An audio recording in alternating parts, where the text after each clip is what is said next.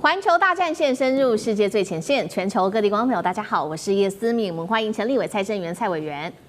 思敏好，大家好。国际情势专家赖岳谦老师。主持人好，观众朋友大家好。还有陆军退役少将李正杰将军。思敏好，各位观众大家好。好，观众朋友，今天节目一开始，赶快来关心到是美国的白领失业潮，这个是裁员潮来临了吗？这个大海啸，川普最新消息在今天早上台湾时间，我们看到他的18分钟的这个演讲，政绩现在被嘲笑说是秀失灵秀啊。那么我们关心到是克鲁曼经济学家也示警说，美国经济衰退已经陷入在前期了，美国经济撑得住吗？今天会一起的来做关心。3个火线话题，今天请来宾帮我们做解答。这一场这个演说高达了18分钟的时间，被外面笑说是吹牛秀，因为川普他高喊说，在他的执政之下，美国的物价狂跌，就业率不断的创下新高。但是实际上，我们看到了一些最新公布的数据，美国在今年前11个月已经有超过110万人被裁员了，这个数字较去年暴增了54%。知名的科技业包括了亚马逊、谷歌等等，微软。裁员人数总共加起来好几万人，美国选民接下来还会相信川普的话吗？这是第一个。第二件事情，我们来关心到的是，现在白领方面大裁员已经扩散之后，经济学家克鲁曼警告说，现在就是美国经济衰退的前期了。包括了穆迪也在预估明年2026美国经济衰退风险高达42%，2026年的经济会表现如何？等一下我们也会一起的来做评估。最后来看到是川普这一次在演讲中，他特别提出来的未来的几个计划，包括了将会减税，还有他说呢会换鸽派的联准会主席来救经济，能够救得了吗？政策之下，生活对于美国人来说会不会有所改善？今天就这些议题，我们都会一起的来做关注。这一场川普上任1年交出的史上最自信的一场演讲，我们要来看到他一开头就先狂批前政府，他点名了拜登，他说我是在接手你的烂摊子啊！那目前接下了之后，正在努力让美国比以前变得更强大。那么我正在把它修好。他也夸口说自己的边境政策从最烂已经变成最好了。他还自夸解决了中东3000年来的冲突。但是我们知道以色列到现在建国也才77年。我们先来看一下有关于川普他这场演讲最新画面。11 months ago, I inherited a mess, and I'm fixing it. 1 year ago, our country was dead. We were absolutely dead. Our country was ready to fail, totally failed. Now, we're the hottest country anywhere in the world. We are sending every soldier $1,776. 好，这一场演讲被称作是老王卖瓜，自卖自夸。他同时呢也宣布了一项政策的利多，说要给军人超过美国100万的这些军人，每个人可以领到1100多美元，换算新台币大概是5万多元，这个叫做战士红利。好，先来关心一下，因为他非常的自夸，说自己把这个美国的经济搞得非常的好。那生活成本，我们先来看到他谈民生，他说呢，我真的已经让美国的物价大家都可以明显感受到已经快速的飞快的下降了，包括汽车的价格现在也狂跌，火鸡价格他说跌了33%，遭到美国的农业部打脸哦。他说今年火鸡批发价不但没跌还上升，但真相是火鸡它本来就是一种亏本的商品，零售商通常会故意卖的比较便宜，把民众拉进到卖场里面去。好，第二颗震撼弹，他不断的自夸的就是他说呢，美国的就业率、就业人口，他说创下了新高，新增就业100%哦，来自私部门。但是我们也要来看到最新公布的这个美国的就业率前11个月，我们来看到他说呢，裁员人数超过4000家企业，裁员人数超过了110万人，较去年暴增了54%。光是11月份的失业率新增了70万人，更是创下了4年来的新高。好，再来看到的是当中呢，几家刚刚说了嘛，这个裁员人数最高的几家企业，包括了提到了英特尔7.5万人 ，UPS 4.8万人，亚马逊3万，雀巢1.5万，微软1.5万。Panasonic 1万，但是实在是太多了，其实念不完。至于大家很关注的这个关税问题，现在表现如何？川普他就说了，只要企业来美国设厂能够免关税就已经吸引到了大概有18兆的资金来这边，涵盖了各个范围领域，包括了 AI。到汽车制造业等等，但是我们来看到高盛的最新数据显示呢，这个有关于这个2025年美国消费者啊，一共是要吸收自己的关税成本高达了55%，企业要吸收22%，外国出口商则是要吸收18%。节目一开始特别请教赖老师了，如何关注这一场18分钟的演讲？他不断强调了物价下跌、就业创新高。川普现在要救自己啊，因为他本身面临跛押的危机了啊，因为甚至连 CNN 就直接说你已经是一个跛押总统了。我想这个最主要有几个因素，第一个因素就是前一段时间的其中选举的前哨战，川普惨败，不管是纽泽西州、纽约市的市长的选举、州长的选举，以及这个加州的这个选民。这个从划分选区从划分的问题，川普都输了，所以很多人说你的其中选举的前哨战惨败，那会影响到他的其中选举。最近的民调都出来了，最近的民调总体上来讲，它其实没有下，39比上次的民调是38，其实还略微成长了1%啊，但是是在政务复查的3%之内，但是它的最大的危机是在于它 MAGA 的核心圈。已经分裂了，已经往下降了。之前他 MAGA 的核心圈大概是在26到29的支持度，可他现在跌到20上下的这样的一个支持度，等于是重挫了6%左右。我想川普他最担心的就在于，如果他的 MAGA 的核心支持度再往下跌的话，他对共和党的控制力就会有问题。为什么？共和党本身这个他的当选。与否要建立在他的基本盘，也就是川普的基本盘那个20%或是26%，他会构成他的共和党的候选人，他不会落选，但是不一定当选。也就是说，这个话可能会有矛盾的哈。如果没有这个川普的基本盘，他一定当选不了。所以他一定落选，所以他一定需要川普的基本盘。可是有了川普的基本盘，不一定能当选，那还要看他个人跟中间选民。可是他没有川普的基本盘不行，川普就控制他的基本盘，能够控制整个共和党。我想这个是很重要的。那川普现在要救他自己的时候，他该怎么办？我觉得他批拜登是有道理的，因为这4年以来，拜登把美国的经济搞坏了，不断的印钞票，图利他的盟友。但是问题就是，川普的关税没有办法帮他解决问题。也就是说，他的关税政策没有办法创造更多的就业机会，没有办法减低物价，没有办法使联准会愿意降息。我想这个也是不争的事实。所以他的18分的演说我觉得对于很多的选民来说是不会买单。但是 MAGA 在这个部分里面，他强调了军人是他的铁票。对。第二个就是药品下降，这也对他来讲是有帮助的。对。所以我个人觉得他的诉求对象已经很明白了。先巩固住他的基本盘，他的战略应该是放在明年。好，所以确实这一场演讲到底民众买不买单？我们先来看到一个最新的针对美国还有川普这个整体的民调，39%是认同他的整体施政的，只有39%。那再来就是说，认为他处理经济处理的还可以的，只剩下33%。也就是说，这个真的过去拜登留下来的这个烂摊子，现在看起来民众认为川普也没有能力去解决。最后在生活成本控制的这一题上面，支持率更是只有27%，连这个诺贝尔经济学家都出来讲了，克鲁曼他直接示警，美国经济已经正式进入到衰退前期。尤其克鲁曼特别提到了有关于美国的就业数据，他认为说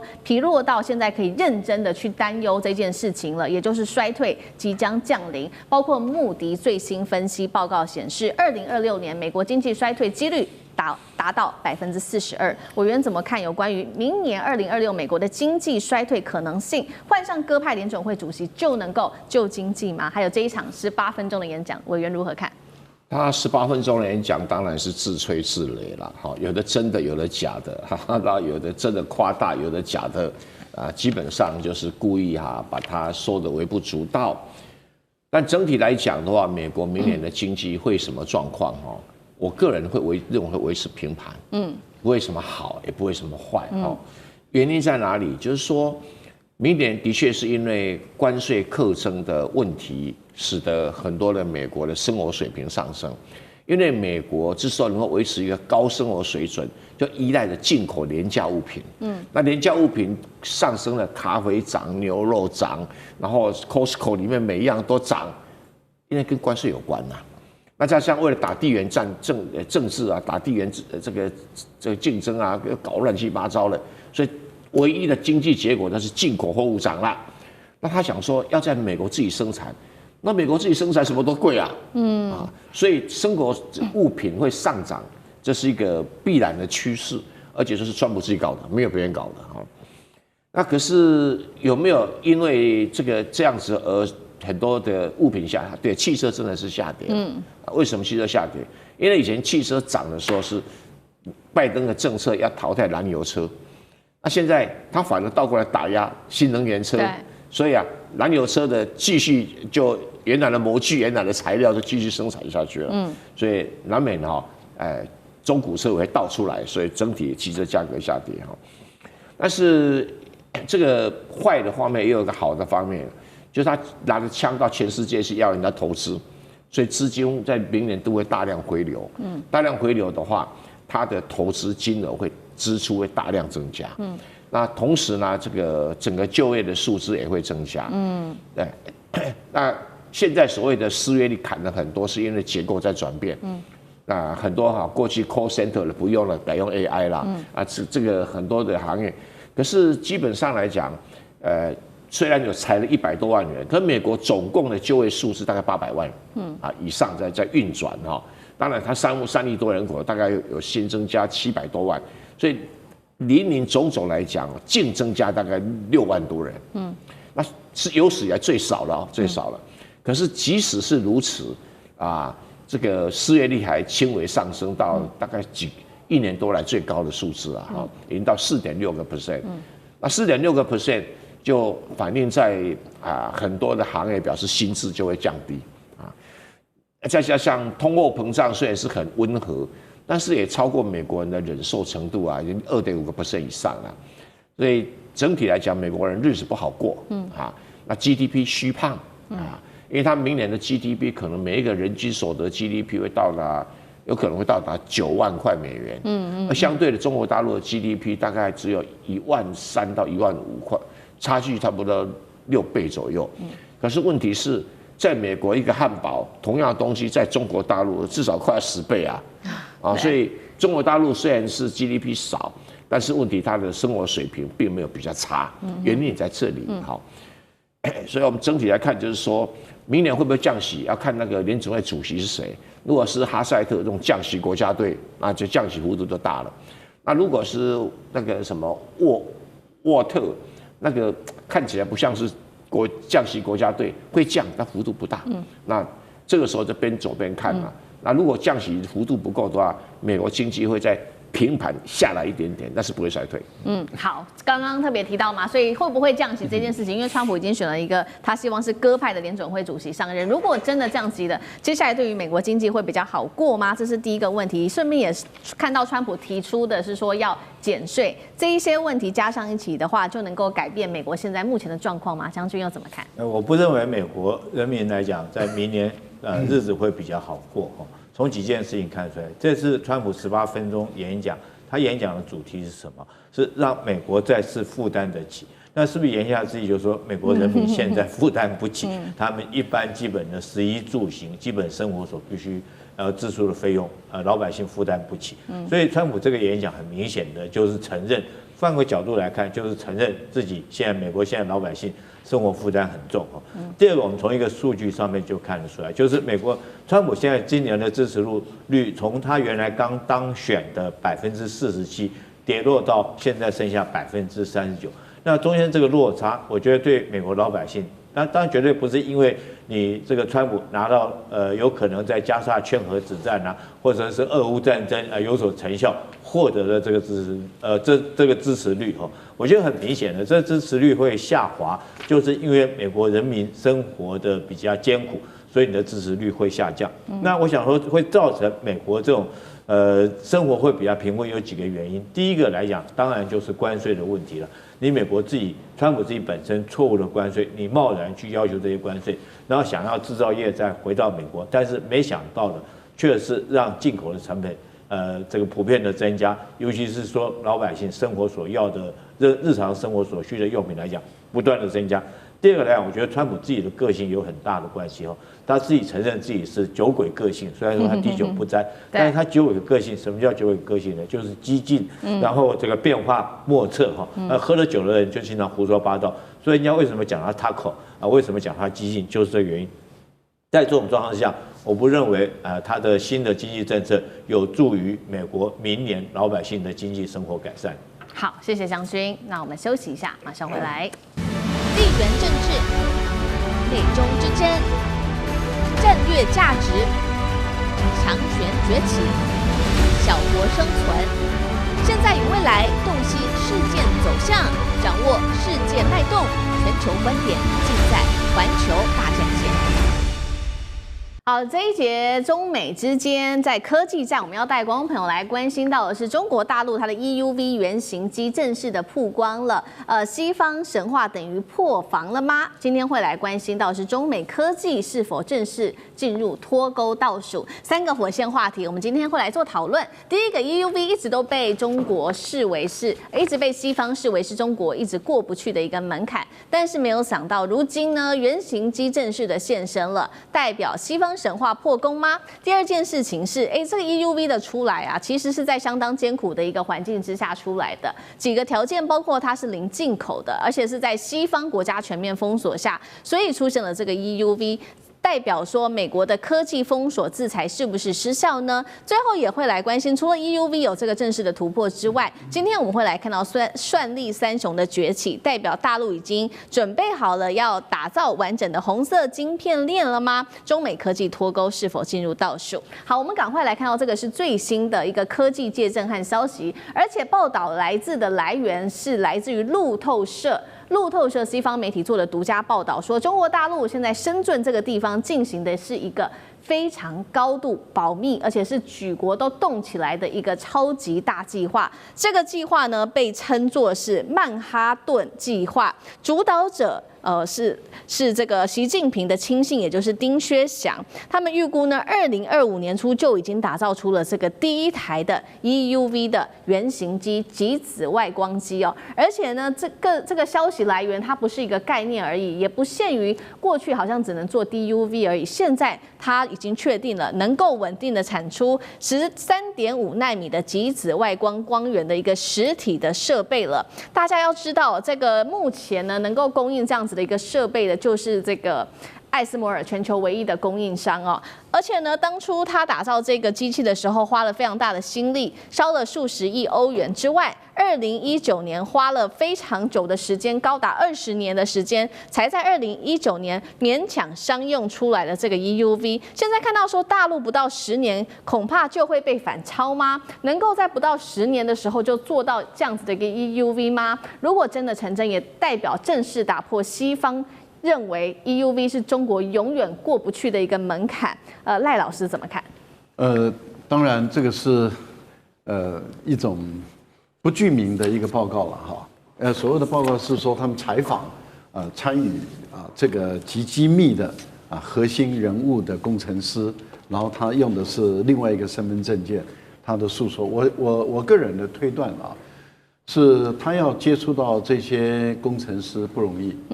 既然是换了身份证，而且身份级保密，而且整个设备都是在严密的警卫的管控下，那这个记者怎么能够接触到这一位工程师？而这位工程师怎么愿意跟他说这个情况？为什么？因为他为什么要换身份证？如果按照这个媒体所说的，他为什么要换身份证？就是因为相当有可能他会牵涉到美国的法律的惩罚或者制裁的问题啊，所以才要换身份证。那他为什么要接受一个采访，去告诉给自己担这么大的风险？所以我想这个报道所引用的，他直接贴身问到这位工程师，我想这是假的。哦，但是我觉得业界里面的消息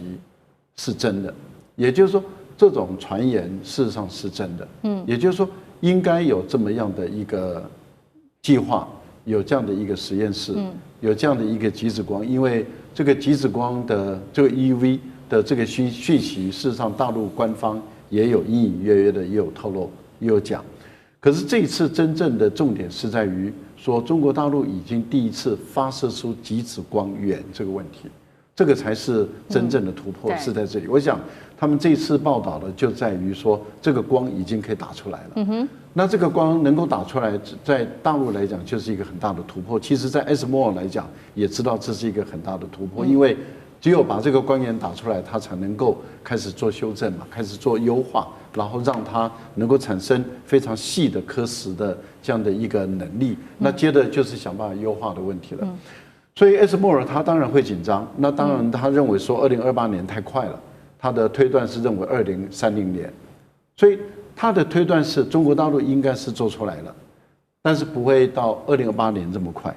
因为要到商业运用量产，他的估计是2030年。可是你知道，常常欧美人的估计是根据他的经验、他的知识来去作为支撑的。我记得台湾有一位这个台积电的某创始人他当时也估计这个中国大陆的半导体要赶上要到5奈米或者7奈米，他认为不会很快。他搞不好认为还10年还几年都说不一定，可是问题就在于没有多久7奈米就走出来了。现在开始往5奈米、4奈米的方向在走，这代表什么？用个人的过去的西方人的经验来看中国问题，常常都会马失前蹄。是。那因此，这位 ASML 的 CEO 他估计2028年可能性不大，2030年可能性才有。那很有可能他也会马失前蹄，说不定不到2028年就做出来了。好，那同样问题，委员又怎么看呢？就是首先是这个报道的真伪性，那如果真的有机会的话，可能还有哪一些技术关卡是大陆要突破的？还很多了，还很多哈。这个目前报道说已经做到13.5奈米的极紫外光，因为极紫外光不是自然界的光线，是人造出来的光线。是。而且它是在真空中把那个锡变成这个气态的小锡晶球，在真空中用雷射照射，使它产生这种波长只有13.5奈米的极紫外光，所以它是一个任何东西都会被吸收掉所以不太容易运用的一种光源但是它可以刻画出什么3奈米、5奈米、7奈米的这样的一个比头发丝还细的线条，它的厉害是在这里，而且非常清楚的显眼，那有关于中国大陆做出13.5奈米极紫外光的这种新闻已经很久了，就是说你这个光线能不能做得出来是第一步嘛，可第二步现在有点比较困难，就是说你要把它收集起来，把这个极紫外光收集起来，然后经过多重镜片反射。它几乎不能够任何东西吸收，所以一定要用特殊镜片来反射。目前这套特殊镜片反射的系统能够比较精准，可以到达用来做光刻机的，目前只有一家，叫做德国蔡司光学系统。对。那因为美国人不让这个德国卖给中国，所以这个中国有没有哪一家？因为还没有任何消息说中国有哪一家做镜片的、做光学仪器的，能够做到像蔡司这么等级的一个光学反射系统那如果这两个突破了以后，另外的就是精准的这个所谓的机械构造系统，因为你那个晶片移来移去就很精准，咔嚓砰，咔嚓砰，那是一个，那这个东西对中国比较没那么困难度了没有那么困难度。最困难的应该是在蔡司光学系统，因为这个光很讨厌就像一个千金小姐一样，一定要好好的照顾，要不然光很容易就消失掉很容易消失，不太容易伺候的，真的不能伺候。然后因为蔡司的光学系统那种镜面反射的，做得非常非常的精准，全世界只有他一家做出来。目前还没听过哪一家公司做出来。那如果中国能够克服的话，那就是一个很大很大的突破。好，这个是有关于中国大陆在半导体这个上面，在硬体上面的一个关键的技术的一个设备。那另外一方面，美国焦虑的事情，还有大陆现在也力拼它的算力，而且最近传出了许多的好消息同步成型。3个，第一个，我们看到它的木犀表现推出了首款全国这个产通用的 GPU 叫做西云 C600 IPO 哦，首日飙涨了700%。再来看到算力三雄的总市值突破了1兆人民币，包括了算力三雄寒武纪、摩尔线程跟木犀。再来就是2025年大陆的 AI 晶片市场规模达到了1780亿人民币，3个好消息，代表大陆已经准备好打造100%，有机会吗？红色的晶片供应链，中美科技可以脱钩了吗？将军怎么看？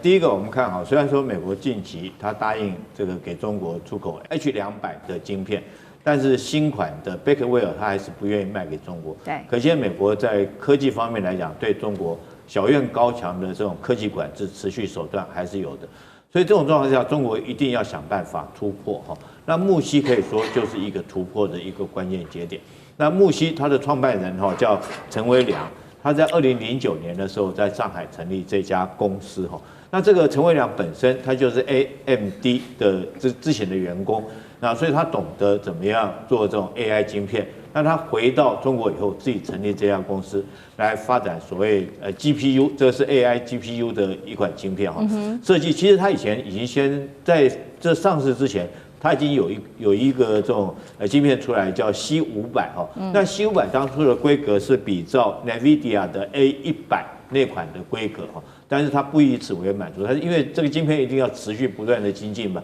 这个每天如果说你这个停止的话，你就是会退步，所以它现在在做的叫 C600这款晶片，那目前来讲已经成功了，而且它整个制造过程从开始的 IP 设计。然后到晶圆制造，到最后封装测试，都是在中国一路完成的，可以说不用假借外国任何国家力量，它可以独立完成。我想也因为如此，它有这个能力。虽然说目前来讲，它比这个 NVIDIA 的这个 Blackwell 可能还要有一个差距，还没办法赶上。但是假以时日，它必然有机会可以赶上。尤其是说，它目前研发的是新的一款，已经开始在研发了。就是现在做到 C600嘛，对，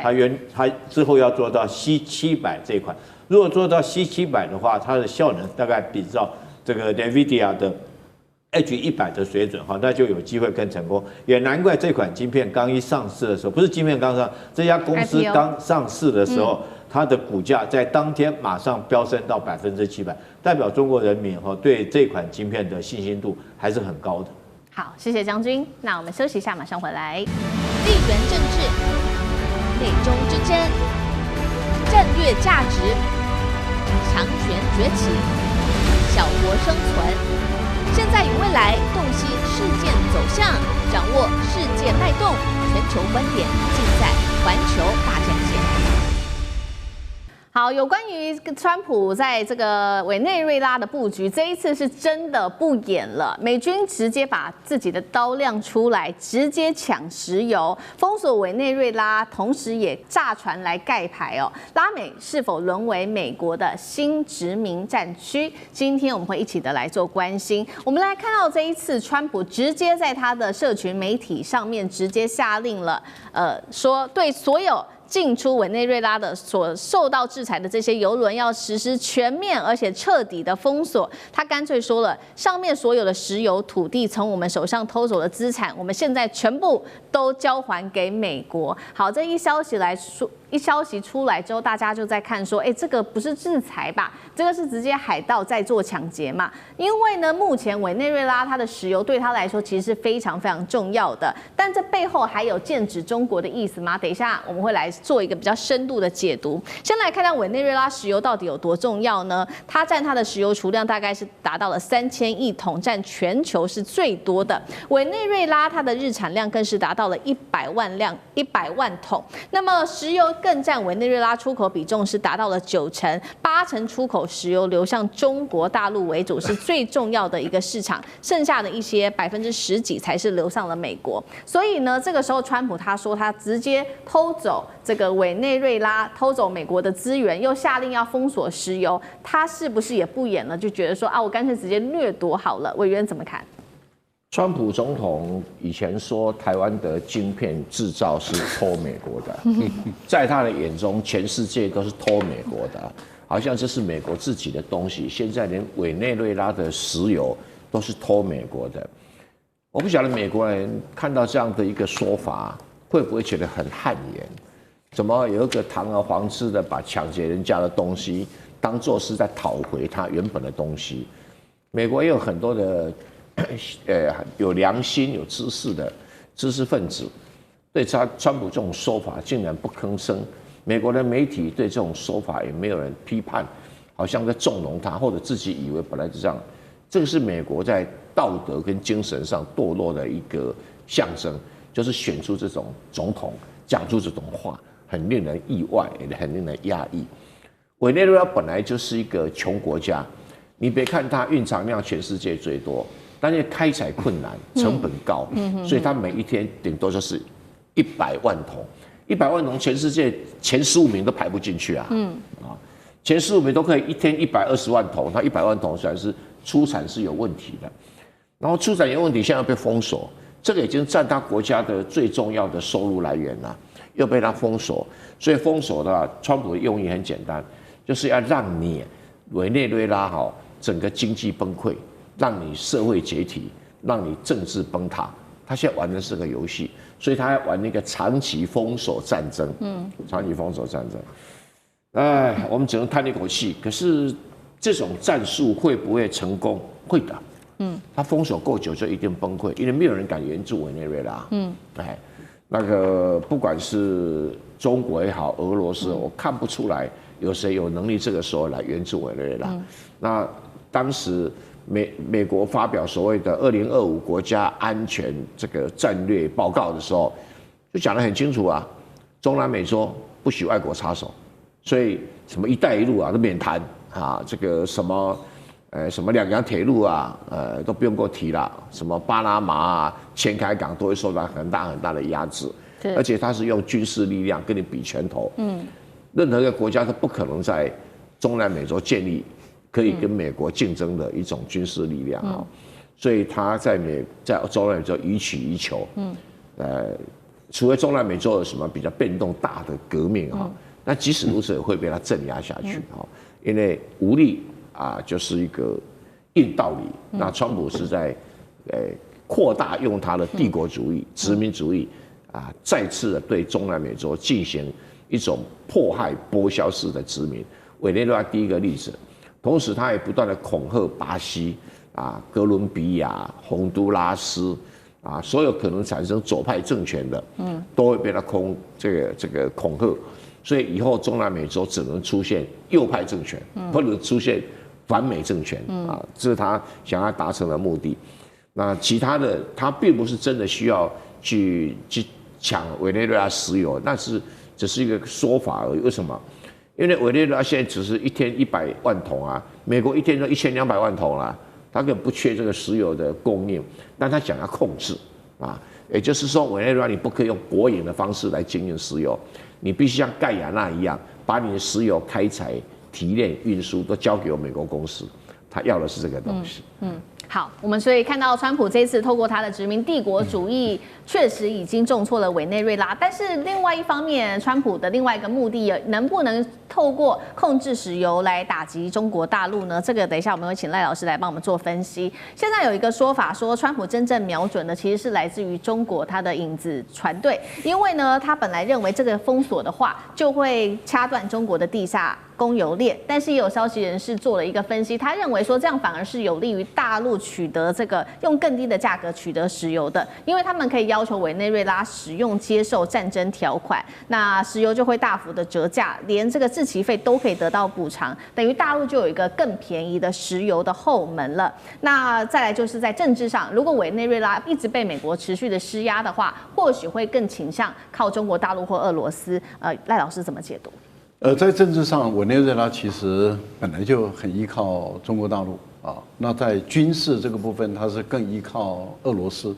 所以你会看到它的军事武器这个部分，大部分都是从俄罗斯来的啊。不管是苏战机啊、苏凯战机，也都是从俄罗斯，防空导弹也是。那它从中国大陆那边进口的这个武器弹药并不多啊。例如说像巴基斯坦的歼3啊、歼17，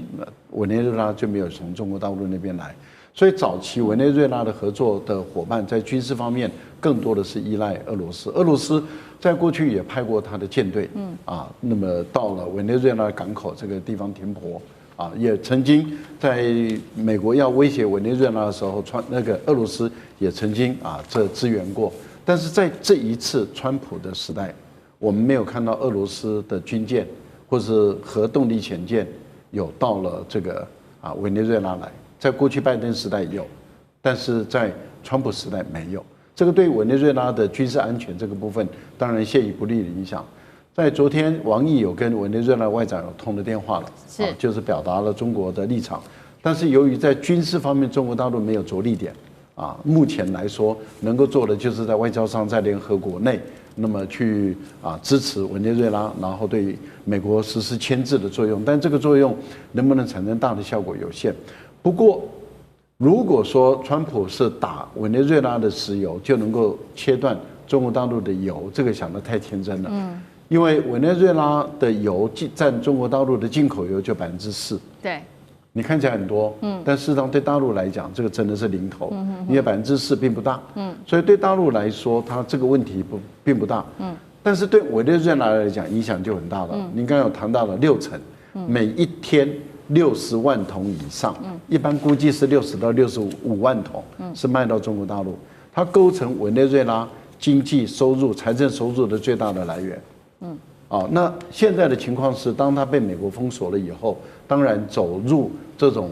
隐秘战线的、隐秘运输线的这种绝对会有，但是问题就在于委内瑞拉就必须要用更便宜的油、更便宜的价格来卖给中国大陆。而如果大陆能够成功的建立起这笔这个美国的军方所不容易查到的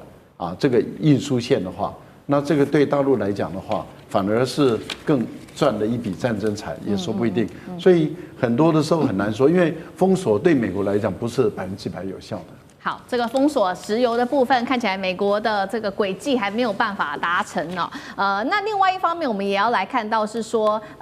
这一回美国针对委内瑞拉直接轰炸它的所谓它号称的这个有毒的船、反毒的船，到底有没有构成战争罪呢？因为它轰炸完之后，它是拒绝公开它的炸船影片的，所以大家就在讨论说，到底这个国防部长赫格塞斯他不愿意公开完整的影片，是否有犯战争罪？等一下请厉将军来带我们看。那除了针对委内瑞拉之外，川普要持续的拉住控制住整个中南美洲国家，所以他更是破天荒宣布，接下来也会把芬太尼列入大规模的这个毁灭性武器。他也放话下一个目标就是哥伦比亚，但是呢，哥伦比亚都还没有说话的时候，我们看到墨西哥已经出来说话了。他们这个出来说呢，因为主要的原因就是因为墨西哥是这个非法芬太尼的最大来源国，所以现在其实墨西哥也相当的紧张。厉将军怎么看？我觉得美国的国家安全战略来讲的话，它对于南美洲一定要极力把它压制下去。那我们看到南美洲最近有很多的国家开始陆陆续续，不但跟中国，而且跟俄罗斯越走越近。我们举几个例子，包括秘鲁来讲的话，建立了前开港，巴西鲁拉也跟中国有建立良好的关系。阿根廷把黄豆卖给中国，然后让美国川普来讲在那边跳脚，因为他的豆农来讲，那时候我们都知道嘛，由于关税的问题来讲的话，他的大豆卖不到中国，那反而阿根廷可以卖出去。所以就美国川普的立场，他一定要将南美洲这个压下去，而且要叫他们听话。那第一个杀鸡儆猴的那当然就是借这个马杜罗的人头一用哈，借着杀马杜罗来警告南美洲的所有国家。但是美军所用的这些手段确实是很恶劣的。在9月2号那天，他对加勒比海这个发动他是借口说人家这个船是走私毒品的船，他对这些船只用军队对他们来发动攻击，那总共造成11死。那其中这11死里面有2个人在第一波攻击的时候并没有死亡，还活着哈。那合理来讲，你应该这时候他已经没有抵抗能力了，也没有反击能力，你应该将人救上来当做一个人证，然后以昭告全天下。但是没想到美军这个可能是赫格塞斯下了命令，直接将海上面还存活的这2个人直接就击毙然后让死无对证。那讲到这件事情，我特别讲，这绝对是100%违反人道罪，也违反战争罪。我们国军在1987年的时候，在3月份，在小金门的东港那个据点，那天早上是大雾，雾很浓，看不清楚。那个时候两岸还没有停止这个敌对的行为，两岸还在兵凶战危，所以那天早上这个据点的官兵这个看到因为大雾看不清楚，也没接到通报，就有一艘小船慢慢的接近他们的阵地前面。在这种状况下，以当时这个的立场，一定按战备规定一律击沉。那如果说你没有击沉的话，守土有责的官兵是要接受军法制裁的。所以这个东港据点的官兵就直接就开枪将这条船。这个准备将它击沉，但是你知道那是木头船，木头船在海上是打不沉的，因为它会浮在水面上面。然后这条船失去动力以后，它就靠岸停泊了，靠在沙滩上面。那当据点官兵上去一看，才发现它是一艘这个越南的难民船但是船上的这种难民几乎都已经不是几乎了，有100%都已经这个死亡了。在这种状况下，你知道这个国际对这个开枪的这个连长跟营长下达命令的营长，这2个人是什么处分吗？直接判死刑。所以这就是违反战争罪嘛。在当时两岸还在战争的状况下，你这个误击了，而且是那种情有可以理解的那种状况下，因为大雾，因为来的又是一条木头船，那又叫不停，我又看不清楚。那基于守土有责，他开枪，就当船上的人击毙的状况下，那这2个连长跟营长直接判死刑。当然后来来讲有经过这个特赦减免来讲免除死刑，但是2个人的前途从此也没有了。对，所以我们比照那个例子来讲，跟美军这时候人家已经掉到海里了，你还贸然在第2波开枪将他扫射而死，这明显就是要死无对证。那第2个来讲，这很明显的违反战争罪以及人道罪。好，谢谢将军。那我们休息一下，马上回来。地缘政治、美中之争、战略价值、强权崛起、小国生存，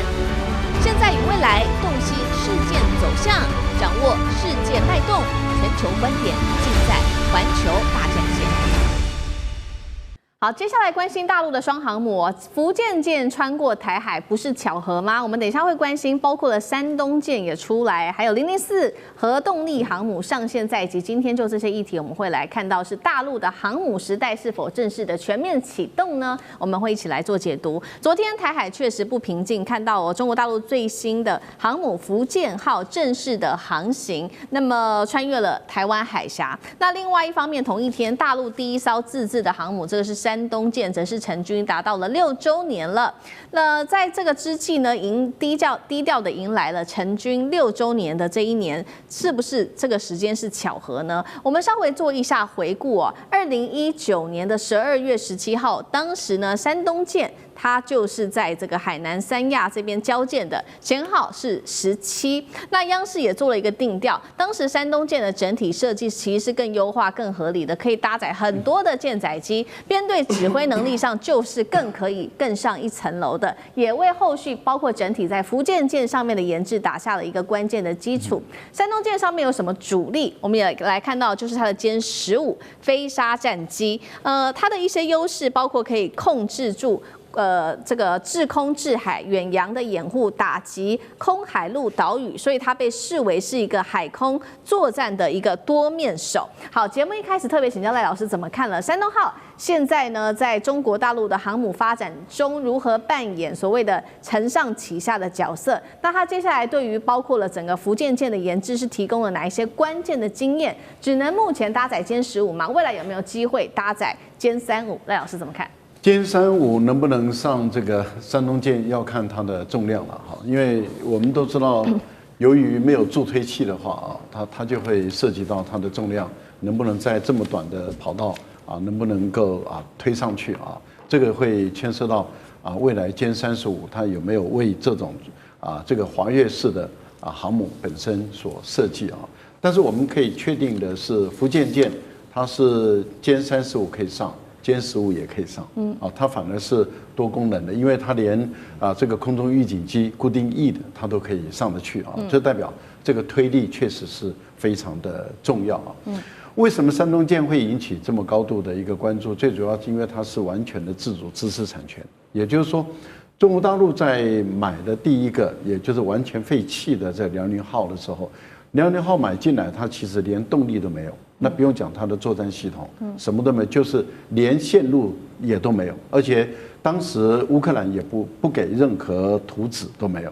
那也就是中国大陆买下这个辽宁号的时候是一个壳但只是根据这个壳来去推断了解这个航母本身的各种功能跟它的运作的方式。那根据当时的定位，就把辽宁舰认为是科学试验舰，最早的定位是在于科学舰，也就是说，透过买的这个壳子，然后打造出第一艘的辽宁号以后，就作为一种科学式的研究，摸透了、弄清楚了以后，那我们看到它转变成为训练舰，现在就变成战斗舰了。所以它是经过这3个阶段的一个发展，在这个3个阶段的发展中，它累积下来的知识。就给这个山东舰的运用了，所以山东舰就是完全是在自主知识产权情形下所设计出来的。在这个设计的过程里面，也就了解了这个配电的一个方式。它最主要的为什么后来在福建舰，当时美国人说你福建舰绝对不可能用电磁弹射，当时的推断是绝对不可能，因为电磁弹射跟蒸汽弹射不太一样，电磁弹射它必须要在瞬间把它的电能给它到最大的容量，然后让它能够发射出去。那因此当时美国的所有的科学家工程师都说你绝对不可能。可是大陆在山东舰的基础上了解的这个航母本身的配电使用，把它优化以后，当时中国大陆最重要的那位工程师，他本身就认为我们可以做出一个电磁弹射的。因为它是透过配电优化的方式，然后把这个电能容量，那它里面就运用了很多的 AI 的技术在里面了。换言之，也就是说，他当时的推断说，当我要用它的时候，我可以把很多不必要的这个电，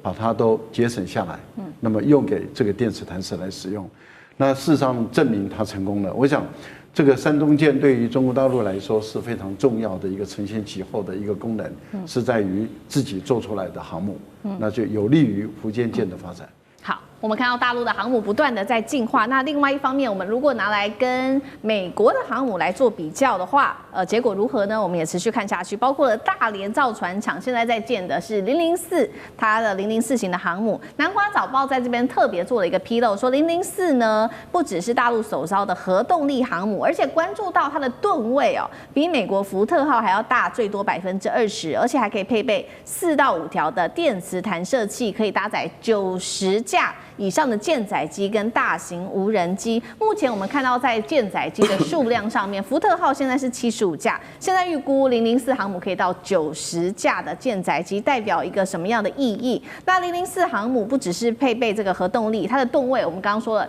超越了福特号。大陆的航母真的有机会超越美国吗？厉将军怎么看？马汉的海权论，他讲哪一个国家能够掌握到海权，这个国家就拥有全世界的财富。那我们从历史的轨迹也证明是如此哈。从欧洲最早的大航海时代，他们到亚洲这边来，建立了很多殖民地，然后掠夺了很多的财富。英国因为它能够打败法国哈，建立了所谓的日不落国。那现在来讲，我们看到美国来讲也是雄霸全世界，借着它11艘的核动力航母称霸全世界，担任全世界世界警察的这种角色。所以中国如果说是以前是纯粹只是陆权的国家，它如果说是国家未来想要自负来讲的话，当然势必它要发展海权。那发展海权，第一要务当然就是要有海上的这种航空母舰当做作战平台。所以我认为，中国继这个辽宁、山东跟福建号之后，下一艘那究竟是这个福建舰的姊妹舰，还是传统动力，还是核动力？哈，这个当然很多居民都在关心，也在推测。那据我推测来讲的话，我觉得可能两者它都有哈，可能都是在建的这2艘，一艘是福建舰的姊妹舰，还是传统动力，因为它的优点就是这2艘军舰的官兵或者作战性能很快可以进入状况，很快可以学习。当然核动力来讲是未来中国航母必须要走的一条路，因为从大概上个礼拜吧，在伊朗的外海里面有一艘中国的货轮。美军就借口说这一艘货轮是运送军用物资要给伊朗，将这条船扣下来了，而且将船上的物资销毁。那试问一下，如果中国的航母战斗群有这个作战能力，远到印度洋的话，那美国还能不能够那么简简单单的就将这艘货轮扣押下来？对。那现在由于它的还都是传统动力嘛，这3艘的动力系统还都传统动力，那出门来讲都要带着奶妈、带着补给舰才能够行远洋。那到目前为止，我们看到它最远的地方也只不过到第2岛链，甚至于说要到澳洲，但是好像还没有去哈。所以我认为它为了发展它远洋作战实力，将来未来一定会有核动力航母。那最近也传出说它的动力可能是土基熔岩的这种新型的核子反应堆的系统，所以我觉得这可行性以及可能性是非常大的。好，大陆已经目标计划突破第2岛链，往更远的远洋去航行。那可是对于目前台海在第1岛链这边的威胁到底有多大呢？我们一起来看，包括福建舰它不是穿越台海的当天哦，结果呢，我们来看到的是前雄3飞弹总工程师，这一位是张晨，他就说了，其实呢，早在民国90年，台湾就已经掌握，当时解放军他们有规划一个6个航母作战舰队的蓝图，因此当时中科院才会催生了这个初期研制150公里射程的超音速反舰飞弹，也就是我们所熟知的雄3飞弹。快要20年前，台湾就已经掌握到大陆发展的6个航母舰队计划。如果造出来，到底这个威胁性有多大？那接下来中国会如何运用这6航母的战力？委员又怎么看？张晨是我老朋友了，不过他这个说法，我认为是我们台湾军方根本在吹大牛。第一个，雄3飞弹射程顶多200公里，怎么打航空母舰？航空母舰的安全范围至少600公里啊，600公里什么东西靠不近啊？除非你有高超音速导弹。这个超音速导弹打不到航母。第一个问题。第二个问题啊，尽管说航空母舰辽宁号通过台海1次，山东号通过台海2次，然后最近的这个福建号通过2次。对啊，一次是服役前，一次服役后。他也没有办法在台湾海峡作战啊，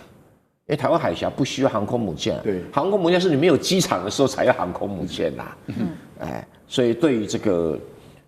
要打台湾的话，火龙弹就够了，又便宜又量又大。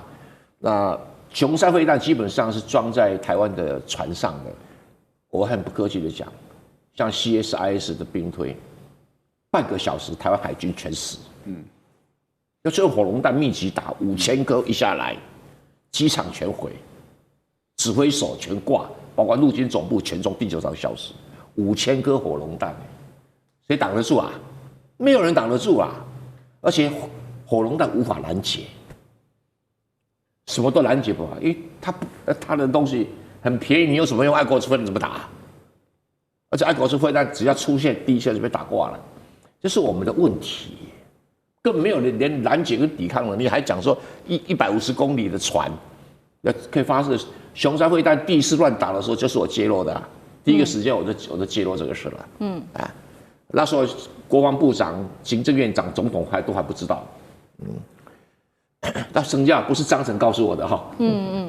那所以这2件事情不一样。在谈大陆的这个航母计划，其实大陆在很早就有人在内部海军研究说我要做都几艘才能防御台湾的，就像那个你讲海权，他从海权论去推了，可大陆没那个能力啊，2000年啊没那个能力啊。